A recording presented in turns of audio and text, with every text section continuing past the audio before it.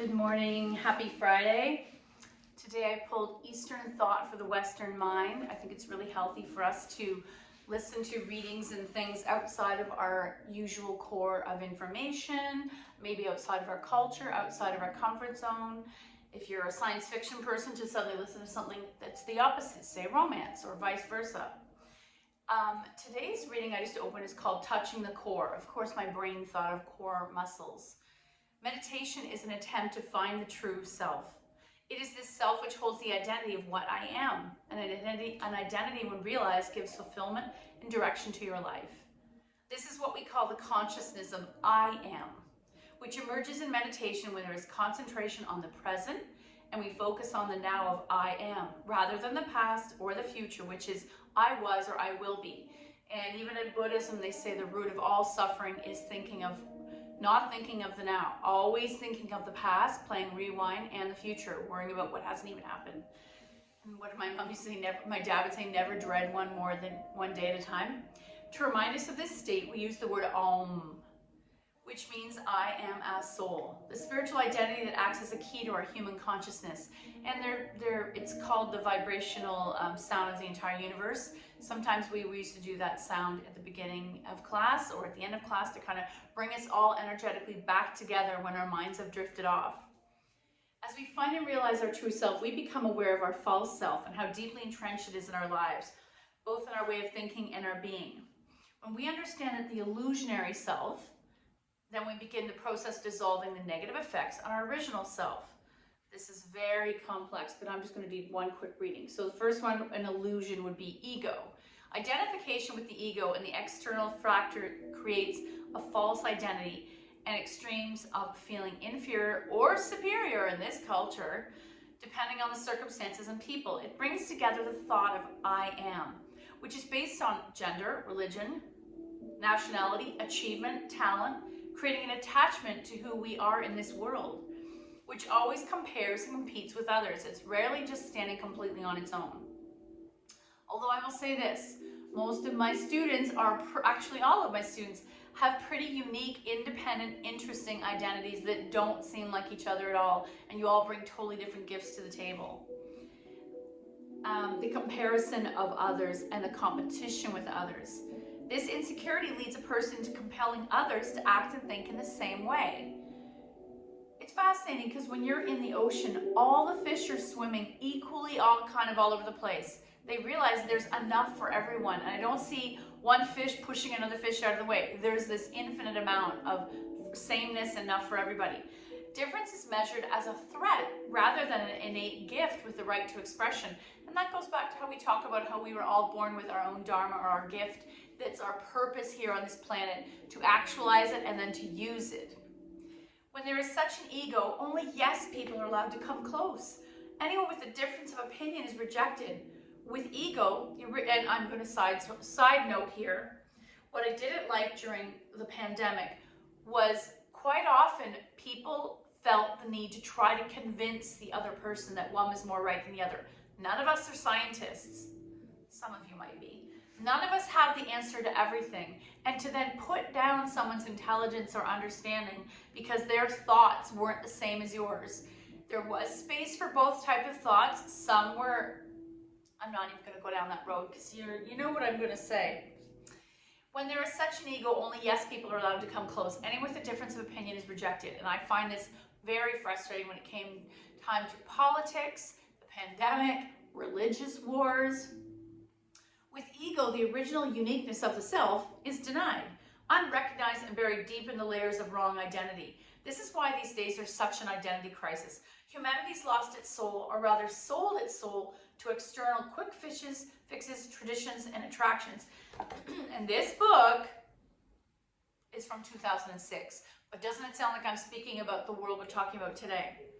With ego, there's the idea of I know best, and consequently the misconceived duty and right to control and manipulate others in their best interests. This has resulted in dogmas and laws that fossilize the creativity and uniqueness of others. Who am I and what am I are questions whose answers lie in the recognition of our inner values and those resources being used in our life. When individual human beings find their spiritual identity again, they adopt the true values of the self, the true being. They can't be reinvented or created, and they are there all the time, but we simply have to remember them. And I love that quite often when you leave a yoga class, you've all left having this same energetic experience. You all came there often for similar reasons. You felt similar things while you're together, and you left feeling your cup full from similar reasons. Through meditation, the pollution of the selfish ego is gradually replaced by the remembrance and experience of the pure self. The I that is not attached to anything or anyone is completely whole within itself. The expression of this pure identity is not selfish, but selfless. And the person begins to share where necessary, facilitating the awakening of the true potential of everyone in their life. Just like sunlight, light is a great facilitator. It steps in, awakens, and moves on. An egoless person acts, interacts, and expresses himself in this way. And that is amazing reading. I could go on and on. Hey Google, turn volume down. I'm going to continue with this yoga book that I've been enjoying the photography. Some of it is off the charts, unattainable in my body, but it is inspiring to try poses that maybe we haven't visited for a while. They're like old friends. Let's start on the mat.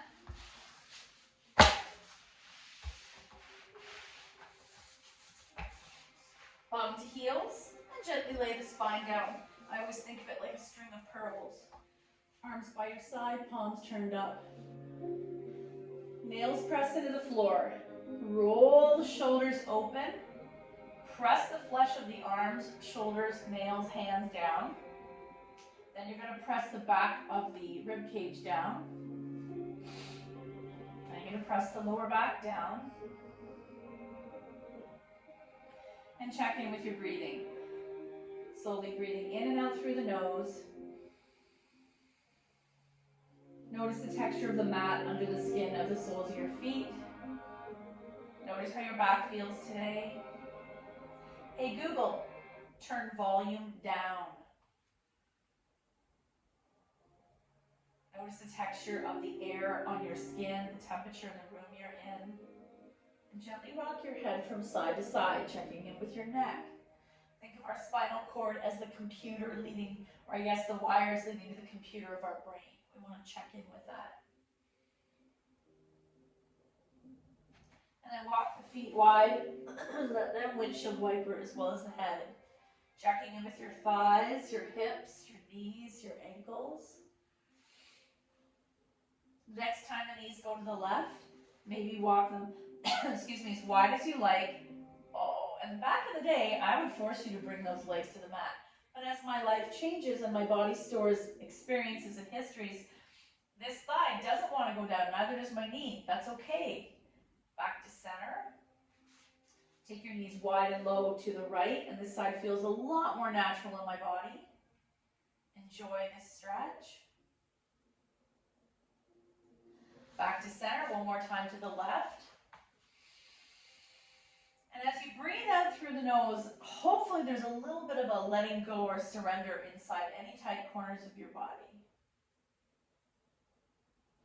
Center, and knees to the right. Let it go as low as you like. Back to center, and let's take our knees into our chest. Double leg wind relieving pose, not little boat. Pulling the thighs in, press the lower back down. And then I'm going to take the knees to the floor on the left. Right arm open to a soft 45 and pause. Check in with what's happening with your lower back, your thighs, your hips, your glute. Maybe you're pulling the knees in like a side child's pose, or maybe they're flexed and stacked at a right angle. Take 2 breaths, pause in stillness. Inhale 1. Exhale.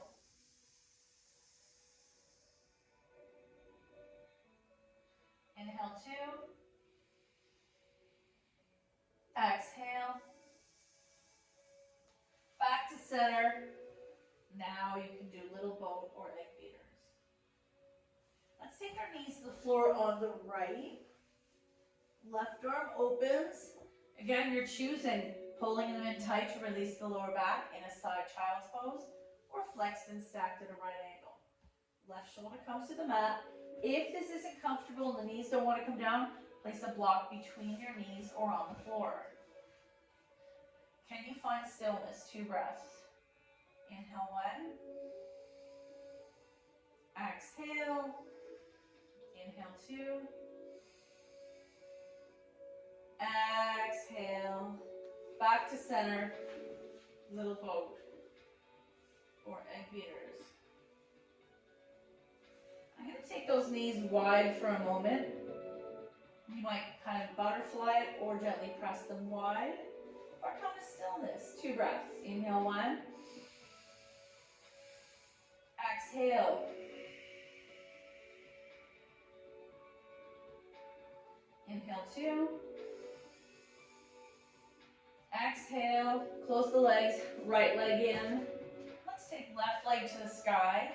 Point and flex. Wake up the back of the leg, ankle, toes. Rotate out the ankle. Fan the toes. Fist with the feet, then spread the toes. Fist spread. And then lower that leg all the way down. Drawing the right thigh in.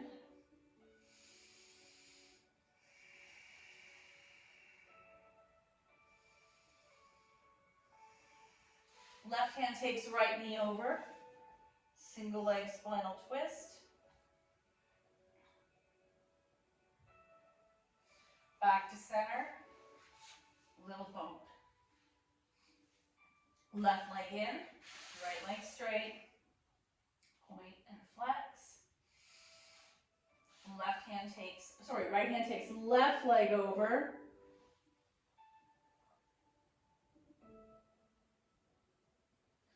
Back to center, little boat.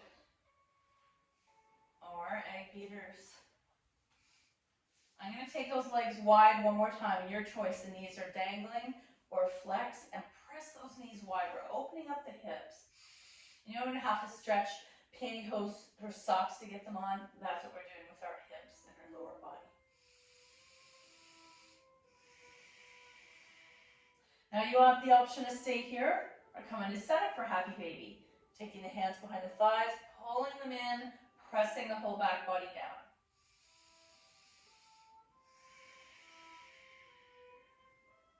And then coming into full happy baby is an option too. Stillness or rocking side to side. Soles together, pause.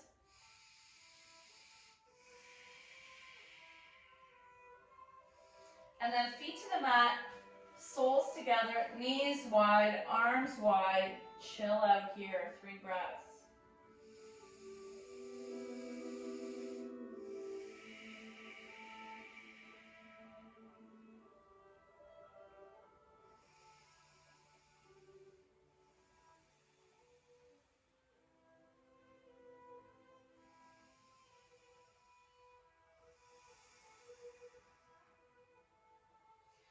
Close your legs, thighs to chest, feet in the air, point and flex.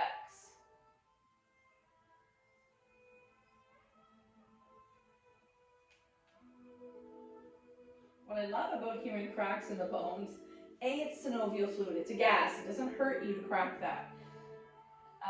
It's releasing tension that's in each joint and creating movement and freedom and liberty. Liberation. And point and flex. Maybe you can reach the toes, maybe you can't, that's okay. You can option to try to bring those thighs towards you while keeping your bum down. Now let's take the legs wide. I'm going to hold the inner knee flesh, and one more time you might point and flex.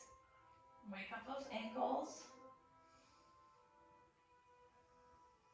And not only is this a gift for you for the day, improving your movement throughout your everyday life, it's a gift for your life. Yoga improves the immune system, gets all the systems working, functioning, circulation, and there is studies and research about monks who do live longer, mainly because of meditation, but also because of asana or movement. Close your legs. Let's keep right leg in the air, left leg lowers, and massage that right leg.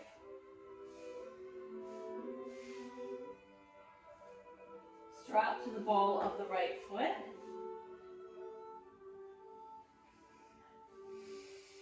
And then just start to stir that leg.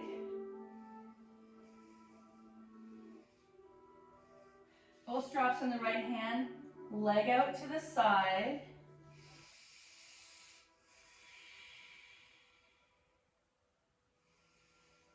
Back to the sky, strap in the left hand across the midline. So first I go a little, just stretch the IT band, and then I might go a little further.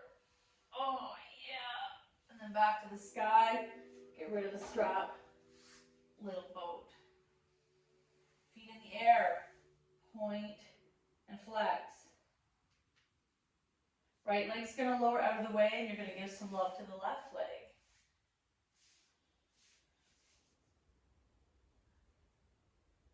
Strap to the ball of the left foot. Start to stir that leg. Both straps in the left hand, leg out to the side.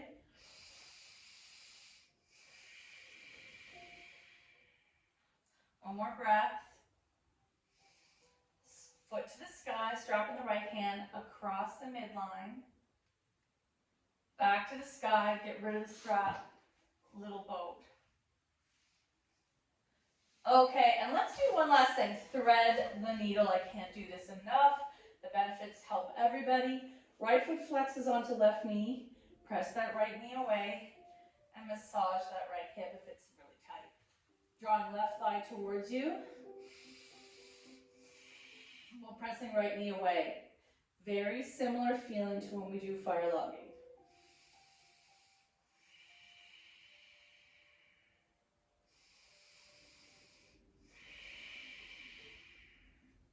And then shake it out, other side. Left foot flexes onto right knee. Open and close this a few times. Maybe massage that hip.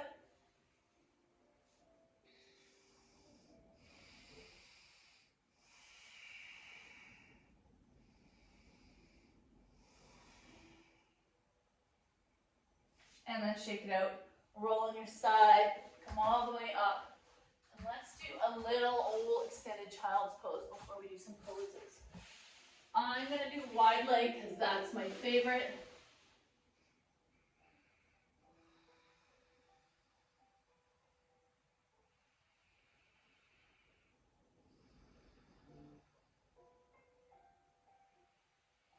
And then come on up. Let's come into a quick cat-cow. Hands on the shoulders, knees under the hips, wag your tail a little. And then maybe can you articulate only the butt? It looks like you're twerking. And let's do a quick cow, looking up. And then turn it to a cat. Push the floor away. How do those shoulders feel today?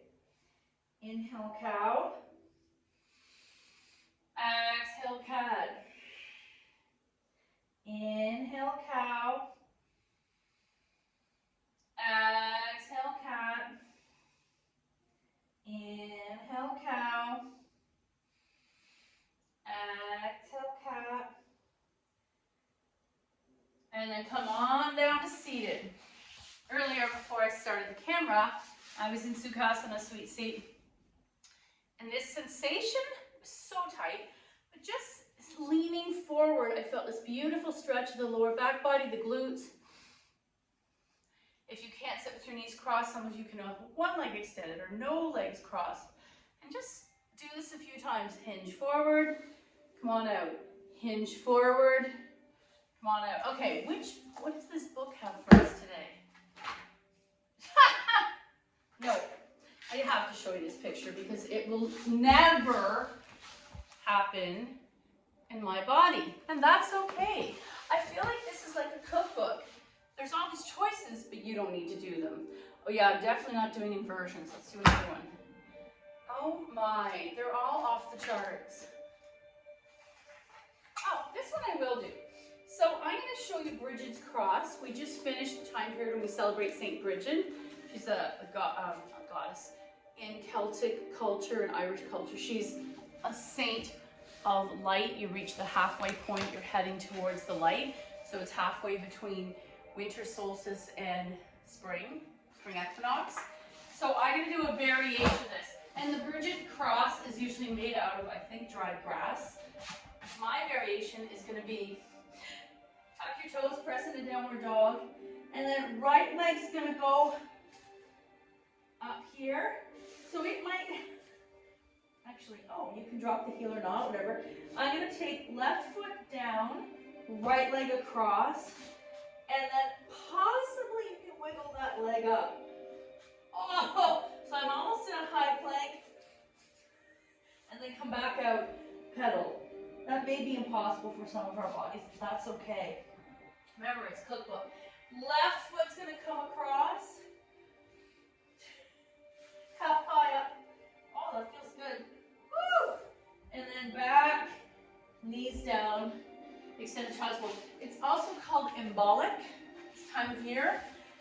We've passed the darkest point of the year. We're heading towards the light. There's nothing I love more than that sentiment of heading towards the light. Okay, they're calling this longhorn pose. You know, we call it Gomukhasa. They're calling it Durga Srinasana. Interesting, because they're Gomukhasa, they have normal Gomukhasa. Oh, but then it's a forward fold, so I'll show you the difference.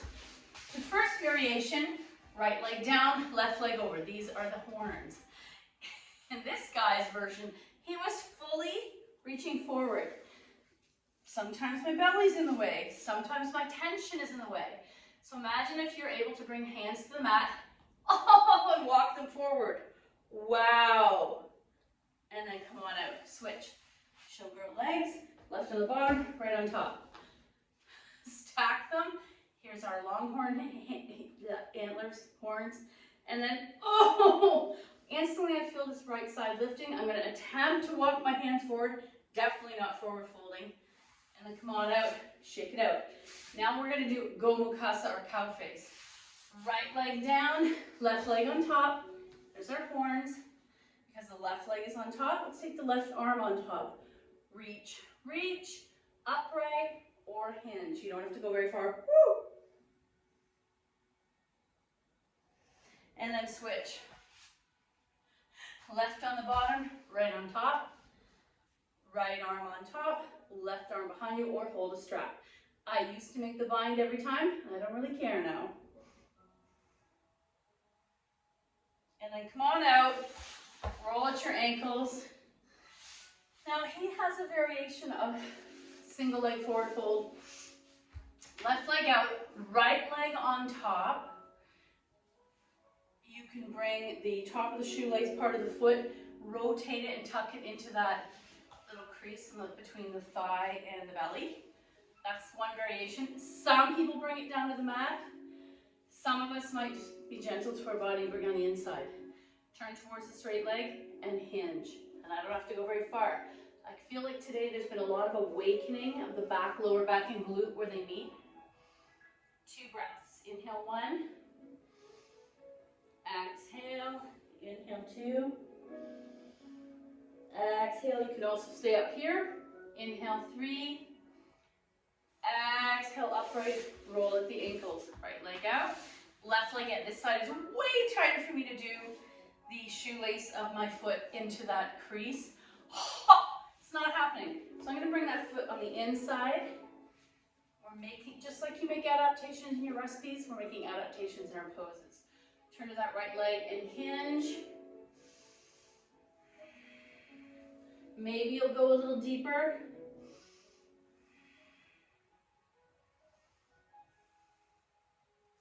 And then come on out. Soles together.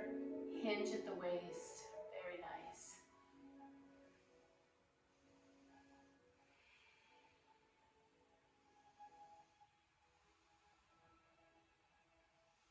And then come on out. Okay, what do we have next? Oh my, so many variations of Gomukhasa that we're not doing. Oh, we already did rock the baby. We already did that one. Oh, fire legging. So they call it Amni, which is fire Amni. Anistambhasana, fire log pose. I like to teach it with the mat this direction so the cueing makes more sense. When I sit cross-legged, look how wide out my female knees go. My hips open. This is your hips. And when you're young, they're forward pointing. As you age, on females, they open out like a bowl. And that's just to create space if you were going to have a baby. Right leg only. Tap that knee so that now my thigh is in line with the long part of the mat. Bring out the shin or calf so it's in line with the short part of the mat. Flex the foot. This gap indicates tension in my hip. Other side. Left knee over right ankle, left ankle flexed over right knee. The belief is this is my little fire pit. And I see this gap. For some of us, might be what it looked like. For some of us, it's impossible, so we're doing rock the baby. Flex, sit up straight, pressing everything grounding to the earth. Woo! So it's like a double thread the needle when we do it on the floor. Inhale 1, exhale, inhale 2, exhale, inhale 3, exhale, up, shake it out, other side, left leg on the bottom, bring it in line, so short part of leg in line with the top of the mat, femur or thigh in line with the long part of the mat on the left. Right leg on top, so this side feels way easier to me. If you're tight, it might look like this, and some of you, if you're hypermobile or very loose in your joints, you may look like this. This may feel like nothing. Key here is ankle stacked over knee, knee over ankle, not sickling it. Flex, and it's the flexing that I feel turns on the knee, the hip, the butt, all the interconnectivity, and then hinge.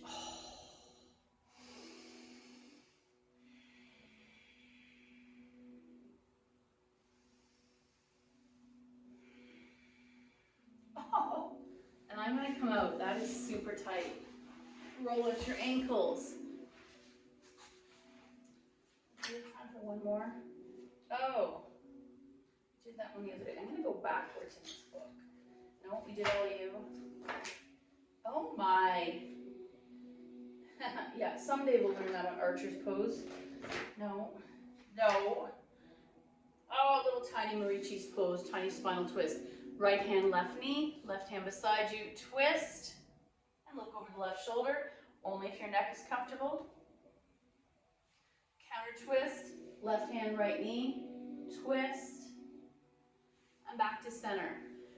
I'm going to take our hands onto our knees. We're going to take a few breaths of quiet, just to bring everything down. Quite often when we do these wild card classes, there's a lot of movement. Hands on your knees. Inhale 1. Exhale. Inhale 2. Exhale. And inhale 3. Exhale. Last reading for the day. We're going to read one of our Namaste cards. Let's see what we're meant to read. Oh, beautiful tree. Did anyone hear about when the banyan tree burnt, when the lahaina in Maui burnt? It's already coming back. It's always a symbol of hope. This is the picture. One of the largest trees in the world like this. And it's a meeting place often even in different African countries.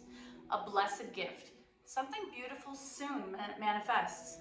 Trust that all that is unfolding is the most perfect way for you and all concerned. Have faith and continue to hold positive and loving thoughts. A blessed gift is on its way. Wow. So think about something that you've been worried about or second guessing or hoping for. Have that blind faith that it's going to happen. It's on its way. Thank you so much for your effort. The good in me sees the good in you. Namaste.